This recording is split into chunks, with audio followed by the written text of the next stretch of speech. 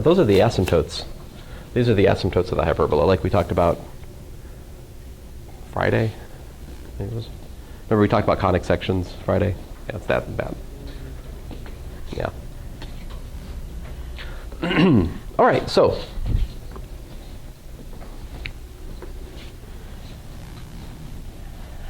it's a good start. Hopefully this is enough to get you started conceptually on what a parametric curve is. All right. Now I'm going to change gears here, and I'm just going to talk to you a little bit. And this is I mean, I think it's in chapter 13 technically, but what I'm about to show you is very simple. It's just a little add-on to chapter 10.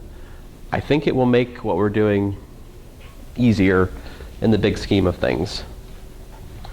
And so what I want to talk to you now about is just the calculus of paths.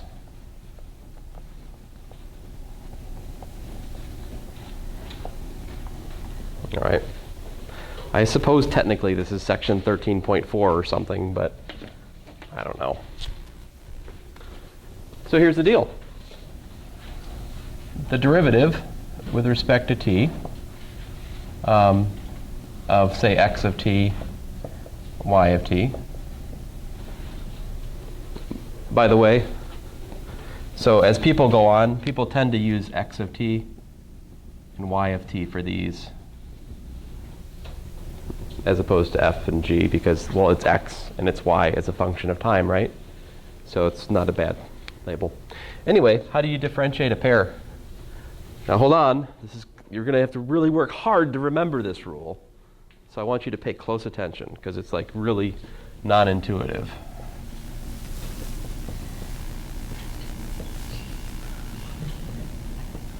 All right.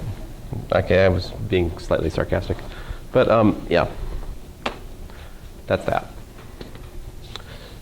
Integrate. Well, you know what? I don't need integration in here. I'm not going to do that. I'm going to focus on just the part we need. So I will resist the urge to integrate. So there's that. So for example, if I'm differentiating the path cosine t sine t, what's it look like?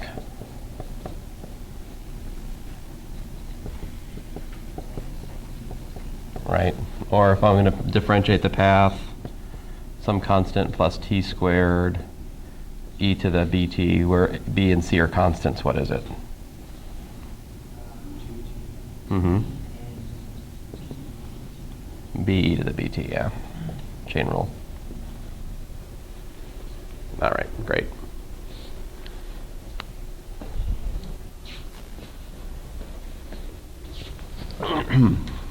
This alone is not too exciting, all right?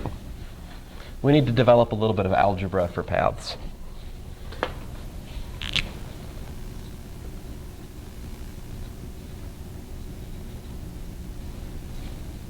AKA vector algebra.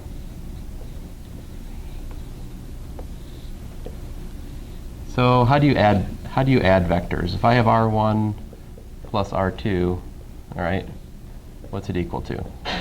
So let's suppose that R1 is x1, y1, and R2 is x2, y2. How do you add these? Again, I hope you guys are really, really awake because this is hard. Let's see, what is R1 plus R2? It's what? Yes, it's x1 plus x2. So you add components, okay? What does it mean if you scalar multiply these? What would C times R1 mean?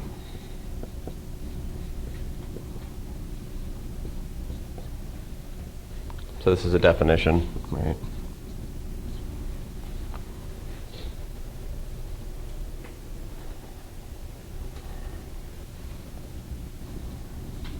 Cx1, Cy1, all right? You just multiply through like that. Now, I guess there you might start to maybe not guess that intuitively. It's possible, I suppose. geometrically, how to understand vectors. Well, vectors are directed line segments, all right?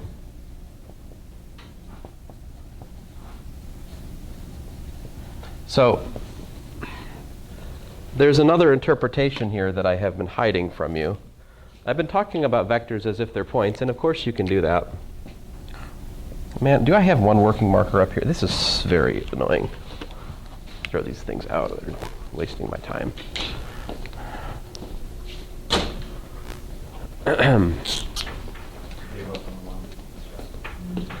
Oh, yeah. Let's see here. So if this is R1,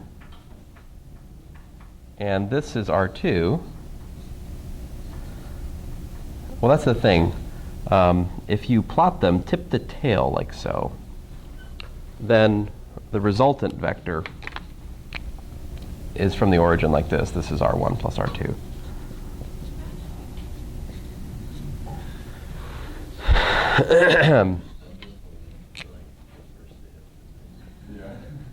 Yeah.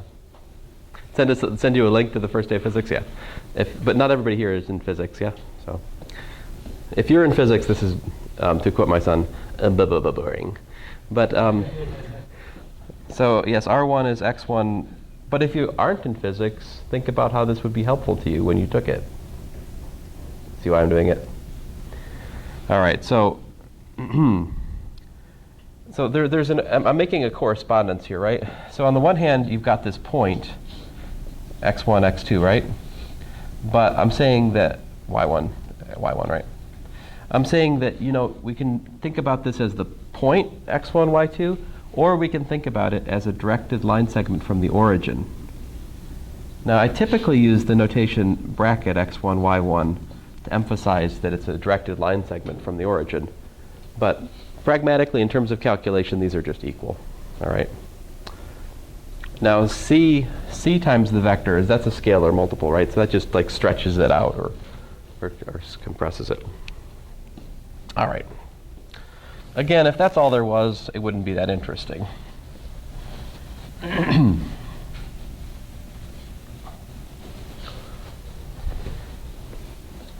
not sure I'll get to where I need to get to today, but I'm just going to keep going and see where we get to, all right? Dot product.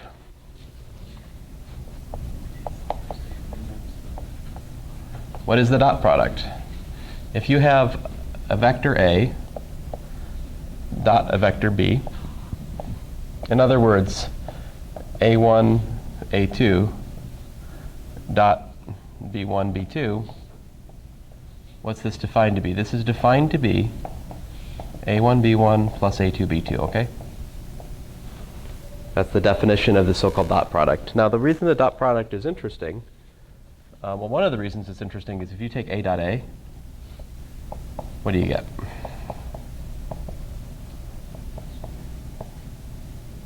Right? And if you think about this, if this is the vector A, right? What's A1 and what's A2?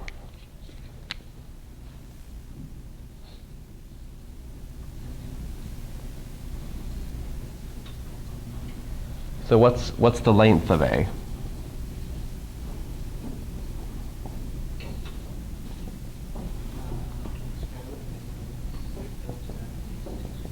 Right. But it's also what? It's also the square root of the dot product of A with itself, right?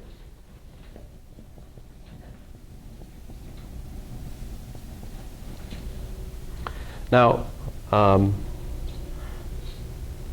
okay, so, and we get tired of writing all this, right? So we need some symbol for the length of A, and typically this is just denoted A without the vector. That's the magnitude of A. Magnitude of A. Anyway, this is physics notation, but it's also calculus 3 notation. Without the vector is the magnitude. Okay. That's a slightly dangerous notation because I just violated it over here. Oh, no, I didn't. That's a quirk. Actually, the magnitude of this vector is, in fact, sine 4t. Oh, it actually is consistent. I'm going back. All right, so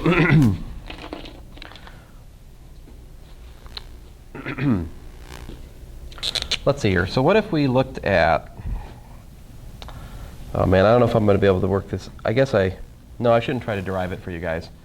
There's a theorem.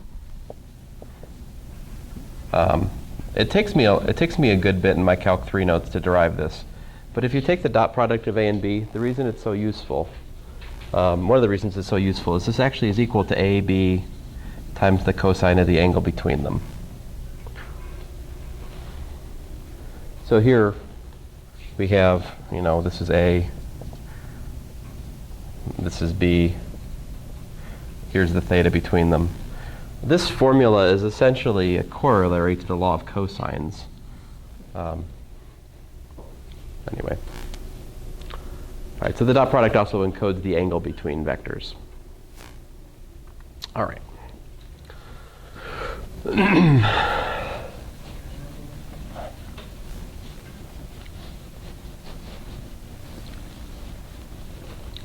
So these same things are true for vectors of functions. Whatever I can say for just fixed static vectors, like given numerical vectors, I can also say for vectors of functions. So it also makes sense to say, for example, take and calculate, say, the derivative with respect to d of, say, a of t dotted with b of t. This is something you could try to do.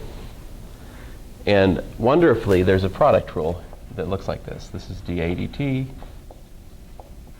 dot b plus a dot db dt. This is in fact the case. And you also have nice linearity. Like if I have a constant times a plus b, I can break it up. C1 times the constant plus the derivative of b with respect to t. This is also true. So you can do this.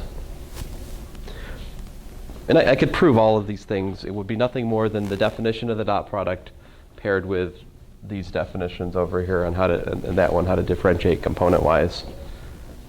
And then there's one other thing. If I differentiate with respect to t, say a function of time times a vector of time, what's that do for us? Well, again, there's a product rule. It's df dt times a plus f times dA dt. All right.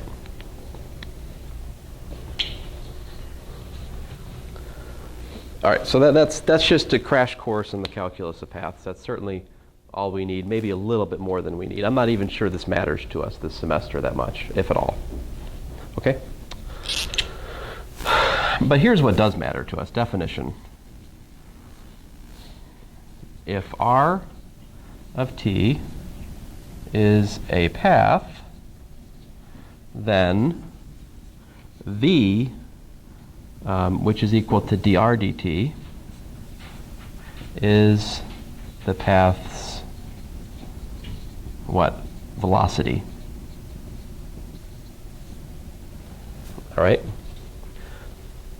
Moreover, the magnitude, all right, the square root of v dot v, all right, is the speed. The speed of the path. All right? Now, I know we're almost out of time today. What's that? Oh, who cares about acceleration? It doesn't matter to us. Acceleration, acceleration, who cares, whatever. Stupid physics. Stupid marker. Sadness. So, I will explain to you, all right? I will explain this in some detail. But what we're going to learn is that the speed, all right, is in fact equal to ds dt, where s is the arc length. All right? Once you learn that, once you understand that, what that means then is that ds, right, is equal to v dt. And if ds is equal to v dt, what is v? That means that ds is equal to the square root of dr dt dot dr dt. dt. So you see, to calculate the arc length, we just integrate from a to b the square root of dr dt dot dr dt. And that is a simple prescription for how to calculate the arc length of a path.